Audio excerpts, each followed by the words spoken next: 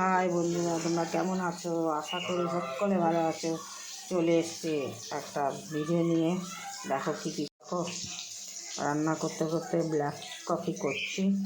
আমরা দুধ দিয়া খাই না। আর এই যে মাছ ভাজা হচ্ছে, ফুলকপি আলু দিয়ে মাছের ঝোল হবে।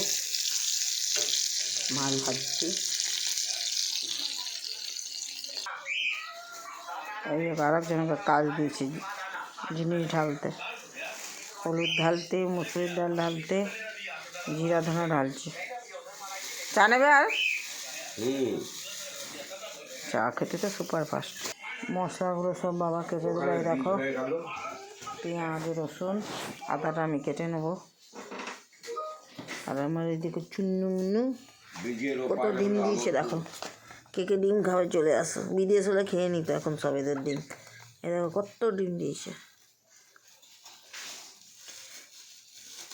শুনছে, দেখছে ভালো করে।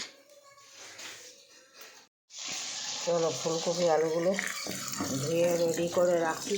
মাছ তো ভাজাই হচ্ছে, মশলা কষিরা করবো।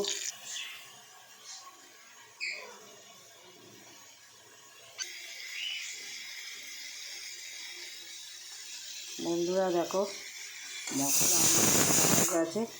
সেই যে ফুলকপি আলু দিয়ে দিলাম, কষাচ্ছি আরও ভালো। মশলাটা আরও আগে কষে নিয়েছি, ভাজা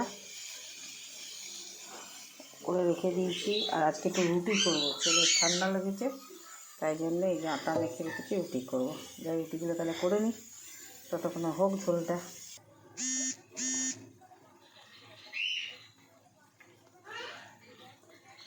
রুটি করা কমপ্লিট আমার। এই দেখো আর এদিকে মাছের ঝোল হয়ে গেছে। মাছের ঝোল হয়ে গেছে, এবার মাছগুলো একটা একটা করে দিয়ে দেবো।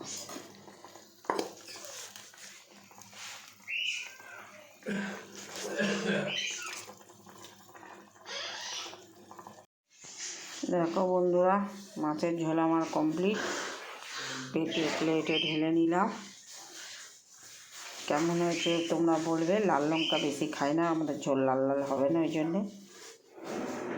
তাহলে ভিডিওটা রাখছি। ভালো লাগলে like comment share. Tata, bye bye.